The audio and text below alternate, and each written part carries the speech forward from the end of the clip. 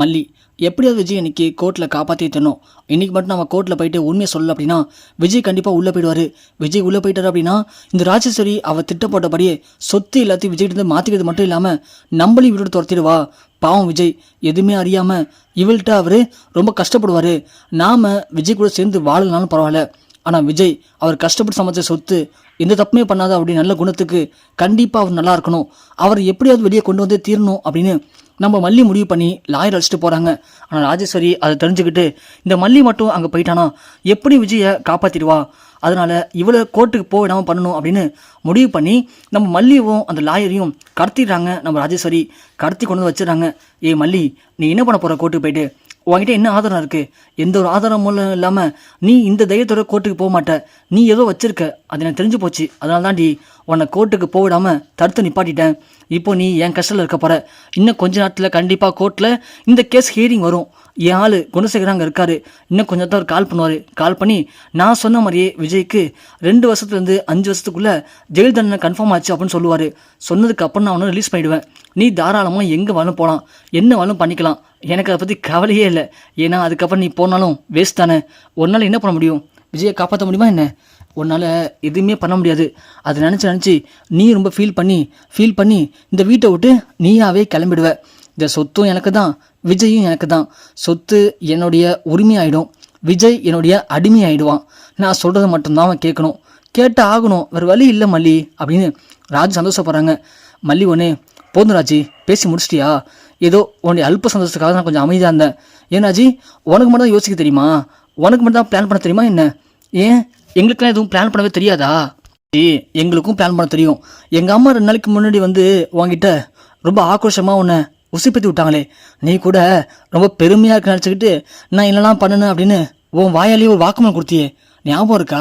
அது எல்லாத்தையும் எங்கள் பெரியம்மா ஹச்டி கேமராவில் அழகாக ஷூட் பண்ணியிருக்காங்க. அவங்க ஃபோனில் இப்போ அந்த வீடியோ இருக்குது. அதை எடுத்துகிட்டு அவங்க இப்போது கோர்ட்டுக்கு போயிருக்காங்க. நான் கோர்ட்டுக்கு போகணும் அவசியமே இல்லை, அவங்க போயிட்டாங்க. அதுவும் அவங்கள்ட்ட ஒரு வீடியோ போதும். நீ யாருங்கிறத விஜய்க்கும் சரி இந்த கோர்ட்டுக்கும் ஊருக்கும் தெரிய வைக்கிறதுக்கு. அது மூலிமா நீ நினைக்குது எதுவுமே நடக்காது ராஜி. உன்னுடைய உண்மையான முகத்தை தெரிஞ்சதும் விஜய் உன் மேலே பயங்கர கோபமாவார். அதோட கேஸும் அவர் பேர்லேருந்து நிற்காம கேஸு கேன்சல் ஆகிடும். விஜய் வெளியே வருவார். நேராக வந்து உன் மூஞ்சிக்கிட்ட நின்று நீலாம் ஒரு பொம்பளையா தூ அப்படின்னு காரி உன் மூஞ்சை திப்புவார். அதோட மல்லி, நான் உன் சரியாக புரிஞ்சுக்காம விட்டுட்டேன் மல்லி, என்னை மன்னிச்சிரு மல்லி அப்படின்னு ஓடி வந்து என்னை கட்டி பிடிச்சிப்பாரு. அதுக்கப்புறம் நீ என்ன நினச்சாலும் சரி, என்னையும் விஜயும் பிரிக்கவே முடியாது. பரவாயில்ல ராஜி, என்னையும் விஜயும் பிரிக்கிறேங்கிற பேரில் நீ போட்ட திட்டம் எல்லாமே என்னையும் விஜயும் ரொம்ப ஸ்ட்ராங்காக சேர்த்து வைக்க போகுது. நீ வேணா பாரு அப்படின்னு சொல்ல ராஜு உடனே கூட சேர்ந்து கால் பண்ணி அந்த அன்னப்பொண்ணி அங்கே வருவா, அவள் மட்டும் உள்ளே விட்டுறாதீங்க, அவள் தான் இப்போது எல்லா பிரச்சனையும் உண்டு பண்ண போகிறா. அவள்கிட்ட ஒரு வீடியோ இருக்கான், முடிஞ்சால் அவளை போட்டு தள்ளிட்டு அந்த ஃபோனை எடுத்துருங்க. அந்த ஒரு வீடியோ மட்டும் கோர்ட்டுக்குள்ளே போணுச்சு அப்படின்னா நாம் போட்ட திட்டம் எல்லாமே ஒன்றும் இல்லாமல் போயிடும் அப்படின்னு குணசேகரன் அலாட் பண்ணுறாங்க. குணசேகரனும் தான் ஆளுங்கிட்ட சொல்லி எல்லாரையும் அங்கே அலர்ட்டாக வச்சுருக்காங்க. அன்னப்பொண்ணி உள்ளே வரத்துக்கு பார்க்குறாங்க. கோர்ட்டுக்குள்ளே வந்ததும் தெரியுது. ஆட்டோவில் உட்காந்துருக்கும் போது யோசிக்கிறாங்க, இங்கே எப்படி இந்த ராஜேஸ்வரி சும்மா இருக்க மாட்டா, ஏதாவது ஆள் செட் பண்ணியிருப்பா அப்படின்னு சுற்றி முற்றி பார்க்குறாங்க. பார்க்கவும் குணசேகரனும் ஒரு சில நாள் ரவுடி பசங்கள்கிட்ட பேசுறது கவனிக்கிறாரு. ஓகே, மேனேஜர் குணசேகரன் தான் ராஜேஸ்வரி ஆளாச்சே, அவன் நாள் ரவுடி பசங்கள்கிட்ட பேசிட்டு இருக்கானா, கண்டிப்பாக இதனால் எதுவும் ஆபத்து இருக்க வாய்ப்பு இருக்குது அப்படின்னு நம்ம அன்னப்பொண்ணி என்ன பண்ணுறாங்க, ஃபோனை நம்ம வெண்பாட்டை கொடுத்துட்டு, வெண்பா நீ இங்கேயே ஒளிஞ்சிக்கோ, நான் போகிறேன். ஒருவேளை என்னை யாராவது பிடிச்சிட்டாங்க தூக்கிட்டு போயிட்டாங்கன்னா நீ பயப்படாத, கத்தாத, நான் அவங்கள எப்படியாவது திசை திருப்பிடுறேன். நீ கோர்ட்டுக்குள்ளே போயிட்டு நம்ம அப்பாவுடைய கேஸ் வரும்போது நீ இந்த ஃபோனை கொண்டு போய் உள்ளே கொடுத்துரு, மீதியை உங்கள் டாடா பார்த்துப்பாரு அப்படின்னு சொல்லிட்டு அன்னப்பொண்ணி இறங்கி நடக்கிறாங்க. அன்னப்பொண்ணியை பார்த்த குணசேகரன், டே அவதான்டா புரியுடா அவளை அப்படின்னு சொல்ல ரவுடி பசங்க ஓடி வரானுங்க. அன்னப்பொண்ணி தெரிஞ்ச உடனே ஓட ஆரம்பிக்கிறாங்க. அன்னப்பொண்ணி துரத்திட்டே போகிறானுங்க. குணசேகரன் கால் பண்ணி, மேடம் அவள் வந்துட்டா, நாங்கள் பார்த்துட்டோம், நாங்கள் பசங்க துரத்திட்டு போகிறானுங்க, அவள் கோர்ட்டை விட்டு வெளியே ஓடுறான், எப்படியும் அவளை பிடிச்சிடும் மேடம், அவளை பிடிச்சி அந்த வீடியோ வாங்கிடலாம், அவளால் கோர்ட்டுக்குள்ளே போக முடியாது மேடம். டேய் மேனேஜர், அவள் தனியாக தானே வந்தா? ஆமாம் மேடம், தனியாக தான் வந்தாங்க. ஓகே பிடிங்க போயிட்டா அப்படின்னு சொல்கிறாங்க. என்ன மல்லி, உன் பெரியம்மா பாவம் மூச்சு அடிக்க ஓடுறாளாம். இந்த வயசை வச்சுக்கிட்டு இந்த உடம்பு வச்சுக்கிட்டு அவளால் எப்படி ஓட முடியும்? பாவம், இன்னும் கொஞ்சம் நேரத்தில் நம்ம ரவுடிங்கள்கிட்ட மாட்டிப்பா. அதுக்கப்புறம் அவனுங்க அவளை போட்டு தள்ளிட்டு அந்த வீடியோவையும் ஒன்றும் இல்லாமல் ஒரு தெரியாமல் அழிச்சிருவானுங்க. அதுக்கப்புறம் விஜய் உங்களால் காப்பாற்றவே முடியாது மல்லி. என்ன பண்ண முடியும் உங்களால்? என்ன பண்ண போகிற மல்லி, சொல்லு மல்லி அப்படின்னு ராஜி சந்தோஷமாக இருக்காங்க. மல்லி ஒன்னே, இங்கேப்பா ராஜி, நீ இவ்வளோ பெரிய ரவுடியாக இருந்தும் இவ்வளோ பெரிய கேடியாக இருந்தும் எங்கள் பெரியம்மா ஒன்று அசால்ட்டாக ஏமாற்றிட்டாங்க. அப்படி இருக்கும்போது இந்த இடத்துல நீ என்ன யோசிப்ப, என்ன பண்ணணுன்னு எங்கள் பெரியம்மா யோசிச்சுக்க மாட்டானா என்ன? கண்டிப்பாக எங்கள் பெரியம்மா இதுக்கும் ஏதாவது பிளான் பண்ணியிருப்பாங்க.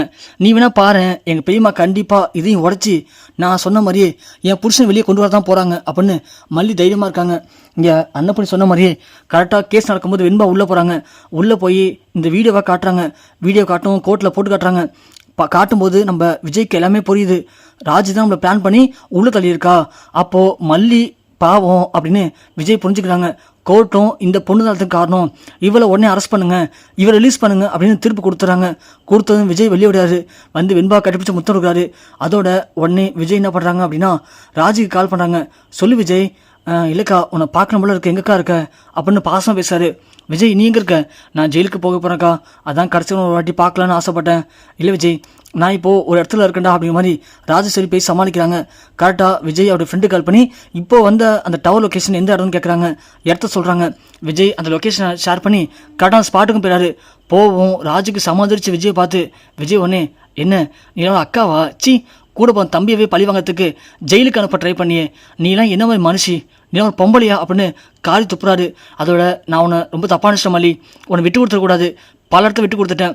ஆனால் நீனு கடைசி வரைக்கும் எனக்காக ரொம்பவே கஷ்டப்பட்டுருக்க, போராடி இருக்க, என்னை மன்னிச்சிரு மல்லி அப்படின்னு மல்லியோட கையை பிடிச்சி கட்டி பிடிச்சி அழுகுறாங்க விஜய். அதை பார்த்த ராஜிக்கு ஒன்றுமே பேச முடியல.